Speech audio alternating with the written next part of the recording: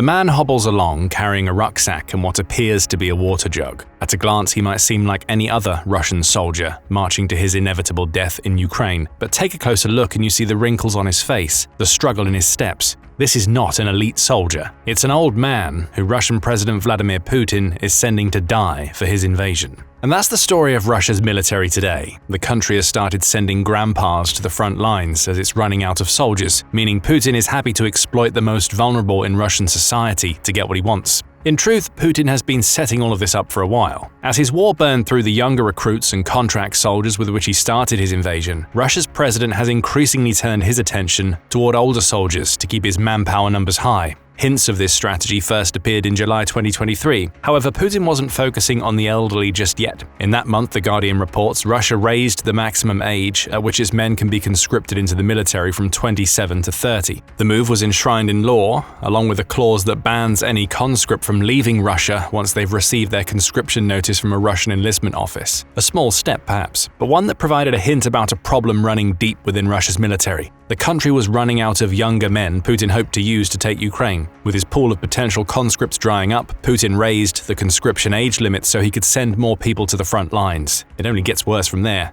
Hidden away in the bill that extended the conscription age limit to 30 was another law. Russia extended the age at which reserves could be mobilized to serve in his army, raising that maximum from the previous 65 to 70. The message being sent was loud and clear. There is no escape from Russia's army for a former service member. Retirement is no longer an option. Putin could call you at any time, and you'll have to ship yourself to Ukraine to fight in his war. Specifically, Reuters reported at the time, the new law meant that Russian soldiers who'd achieved the highest ranks in the country's military would be eligible to be drafted back into service up to the age of 70. That's some reward for a lifetime of distinguished service. For other senior ranks, the age limit was raised to 65. Junior officers also didn't escape the age increases, with Russia permitting itself to bring those people back up to the age of 60. As for the rank and file, the age limit rose from 45 to 55, allowing Putin to squeeze another 10 years of juice out of his fighters on the front lines. This graded approach also raises another possibility. Let's say Russia calls up a reserve at 54 to head back to the front lines. Within a year, that soldier will be heading back home, right?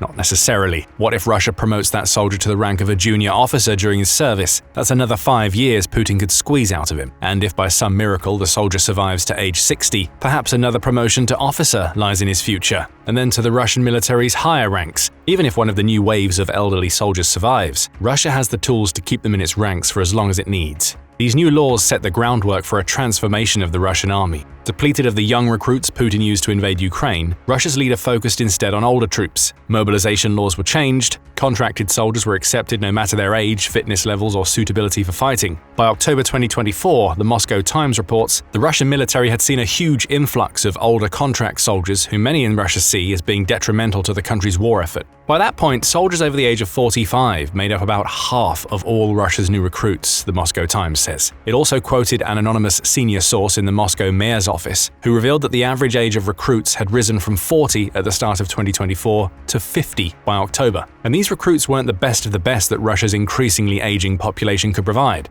They're all sick, one Russian soldier fighting on the front lines is reported to have said. Their legs hurt, their heads hurt, and they're slow. The same outlet, reporting on a study conducted by the Russian investigative news outlet Vyostka, revealed that these older soldiers are dying in massive numbers. Vyostka says that 2,475 of Russia's volunteers aged 45 or over had died by October 2024, accounting for around half of all Russia's confirmed deaths up to that point in the year. Of course, this number is also likely lower than the real figure. The BBC even says as much, reporting in May 2025 that Russia's likely death toll for 2024 was 112,000. If that's the case and the ratio of half holds true, that means Russia's military lost 56,000 soldiers aged 45 or over in 2024. What we're seeing here is the changing face of what was supposed to be one of the world's strongest armies, and that face is growing increasingly wrinkled and haggard as Putin scrambles to find more warm bodies to send to the front. The Warthog Defense YouTube channel sums the situation up nicely. Now all the personnel are grandfathers, it says. They're being mowed down, say Russian soldiers. The same channel also quotes a Russian soldier serving in the Donetsk region who says,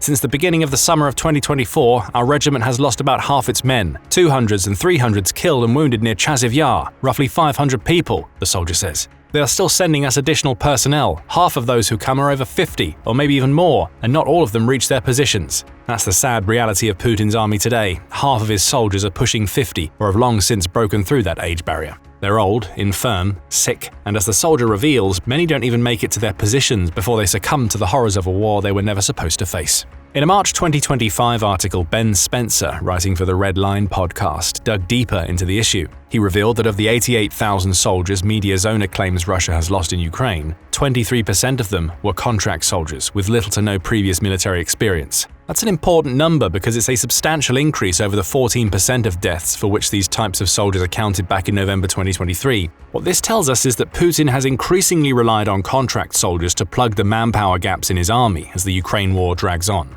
Why? Because the younger, elite soldiers he started with are dying. Many of these contract soldiers, as we mentioned earlier, are far older than those who served Putin at the beginning of his invasion, and that's by design. These shifting recruitment targets are also being reflected in the Kremlin's propaganda campaigns, with the recruitment ads of 2025 now being aimed at an entirely different set of Russians compared to the ads aired in 2022, Spencer writes. He points to an advert doing the rounds in Russia that appears to be aimed squarely at middle-aged Russians, working in what many in the country would consider low-prestige roles. The message being delivered is clear. Escape your humdrum life by joining the military. Make your family proud and earn more money than you ever thought possible. A wonderful proposition, it seems, with the obvious caveat that most of those who end up joining won't make it back alive. The mocking tone the ad takes toward the roles in which many of these middle-aged men serve only adds to the message. This is all part of a strategy born of necessity. Putin is using his manipulative tactics against his own people. Not because he wants to, necessarily, but he has to because of the sheer number of his younger soldiers who have died in Ukraine. With adverts like these, he targets the middle-aged and even the grandpas of Russia.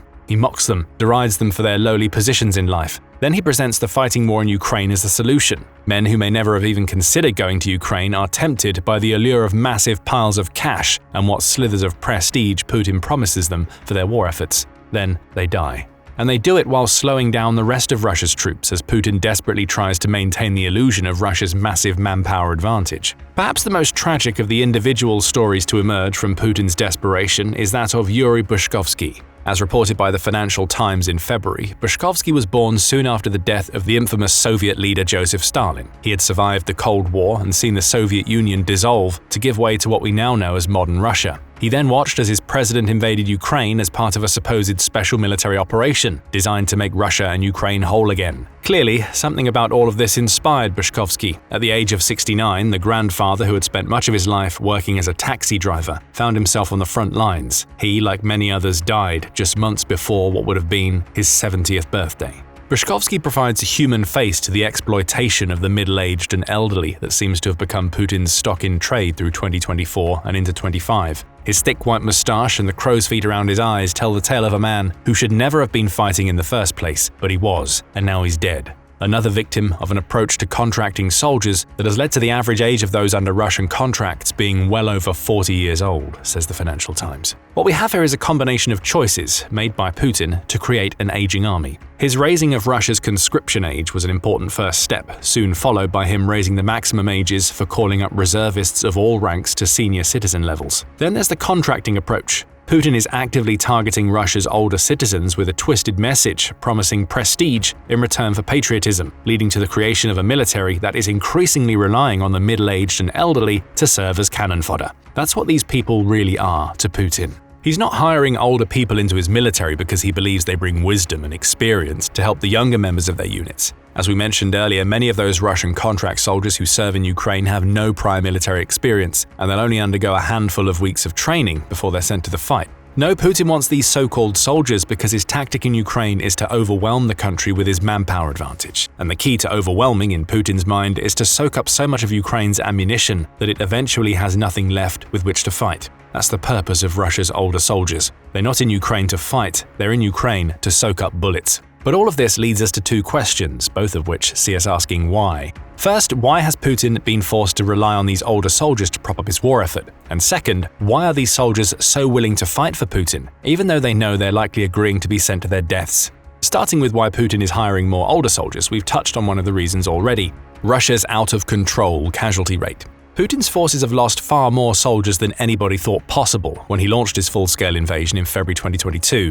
By March 2025, the country was dealing with a casualty rate of about 1,000 of its soldiers dying, being injured, or getting captured in Ukraine every day. That compares unfavorably to Ukraine, which CNN says had experienced almost 400,000 casualties by early June, between 60,000 and 100,000 of which were deaths. A few weeks later, Russia officially passed the 1 million casualty threshold, and the bodies keep on being piled onto the pyre of Putin's ambition. According to Ukraine's Ministry of Finance, Russia has lost 1,031,620 of its soldiers as of July 11th, showing that there's no slowdown since the 1 million mark was broached. What we see here are the results of Putin's attritional approach in action. Russia's leader is being forced to hire older and older soldiers because he's running out of younger people to send to the front lines. The casualty numbers tell the whole story. There are only so many people in Russia who are willing to fight for Putin's cause in the absence of a full and forced mobilization effort. Putin's at the point where he will take anybody he can get just to keep the warm bodies flowing into Ukraine. It doesn't matter to Putin that many of his older soldiers can't even carry their own backpacks. They don't need to be able to dig trenches or ditches to protect themselves. They're cannon fodder, pure and simple. As we said before, if these older soldiers die, then at least they've taken a Ukrainian bullet with them. That brings us to the second reason Putin is now focusing on older soldiers. Russia has a recruitment crisis. You wouldn't know this if you look at the headline figures, especially those coming out of Russia itself. In May, the Moscow Times reported that Putin was claiming that Russia is recruiting nearly twice the number of soldiers that Ukraine recruits. According to Russia's leader, up to 60,000 people are volunteering to join Russia's military every month in 2025, which is substantially more than the 30,000 Ukrainians being forcibly conscripted, he says. That number also conveniently suggests that Russia is more than making up for its high casualty rate. If it's losing 1,000 soldiers per day, that amounts to about 30,000 per month. Recruiting 60,000 per month means that Russia can replace every single lost soldier with 2 more, making Ukraine's task seem practically hopeless. But there's a problem. Russia's recruitment figures aren't all that they seem. At least, that's according to the New Voice of Ukraine, which reported on May 30th that Putin is likely massively inflating the numbers he's delivering to his state press. The outlet reports on a study conducted by another independent media organization, which found that federal budget expenditure reports suggest that Russia recruited between 374,200 and 407,200 contract soldiers in 2024. Even at the higher end, that amounts to 33,933 soldiers per month, which is a long way behind the 60,000 claim. The report adds that the situation hasn't gotten any better in 2025, the New Voice of Ukraine says. The figure announced by Putin, 1,800 new contract soldiers per day by summer 2025, may be nearly twice the real number, the report states. Another researcher, Yanis Kluger, also claims that his monitoring of Russian recruitment centers suggests that Russia is actually hiring about 1,000 soldiers per day, which again matches an approximate monthly number of 30,000. We also have to consider the quality of these recruits, Warthog Defense explains. Russian military recruitment centers are under constant pressure and quotas to obtain new recruits, so they are not too concerned with ensuring that the men are actually able to fight, it says. The results of legally mandated fitness tests are being ignored, as are injuries that a recruit may be carrying into battle. All of this means that more older people are being signed to contracts because Putin is happily turning a blind eye to the checks and balances that were supposed to keep them out of Russia's military. And in doing so, he's also spending a lot of money, around $22 million per day on military recruitment, says the Moscow Times. Which brings us back to the second why question we posed earlier. Why are Russia's older generations signing up to fight? The $22 million per day figure provides a hint. They're signing up because they get paid a lot of money. According to iStories, Putin raised the Russian military's one-off signing bonuses for its contract soldiers from 195,000 rubles to 400,000 rubles in 2024. That amounts to about $5,100 just for putting pen to paper on a military contract. After that, the pay keeps on streaming in. That's according to Dara Masikot, a senior fellow with the Russia and Eurasia program at the Carnegie Endowment for International Peace. Most people are actually just attracted by the money and incentives, she points out. They're offering a monthly base combat pay salary of around 200,000 rubles a month. That's like $2,000 to $3,000. Those wages are in the top 10 to 15% of Russian national salaries. So this is not chump change. This is giving a lot of people paychecks that they've not had before. We mentioned how Putin is playing on the supposed prestige of the Russian military in his propaganda. This is what that prestige means: more cash in the pockets of older soldiers who've never seen that kind of money before. And beyond the signing on bonuses and high wages, Russia also offers compensation payouts to the families of soldiers who lose their lives in Ukraine. These payouts amounted to 6% of Russia's entire federal budget for 2024, says Business Insider, and they essentially mean that the families of those who sign contracts receive a large lump sum upon a soldier's death, along with the high wages that soldier is pulling in. Place yourself in the shoes of an older Russian gentleman for a moment. You have no desire to take part in Putin's bloody war, regardless of whether you believe it's just or not. You're too old, everything aches. All you want to do is keep going with whatever you're doing until you can retire. But then the Russian military comes along and dangles more money in front of your face than you've ever seen before. For your service, you'll earn enough to perhaps buy an apartment for your son, pay for your daughter's college education, ensure your wife can live in comfort for the rest of her days. It doesn't matter if you want to fight or not. You feel compelled to do so because an earning opportunity like this will likely never come up again. That's why so many middle-aged and elderly people are signing up for Putin's military. Russia's leader has lowered all of the guardrails that would have prevented them from doing so in the past and replaced them with the offer of bumper payouts for anybody who signs up. Many who sign their contracts know they'll never come back, but they've made their decision because they want to provide for their families' futures. It's exploitation on a grand scale. Putin is more than happy to fill his army with more grandpas to soak up bullets as he continues to hide the very real problems his military faces as it battles on in Ukraine. But soon Putin may no longer have the funds to make his contract offers to Russia's older citizens. Ukraine is trying to make sure of that with a series of strikes against the last thing keeping Russia alive, the Shadow Fleet. Find out more in our video, and remember to subscribe to The Military Show for more up-to-date coverage of the latest challenges Putin's military faces. And thank you for watching.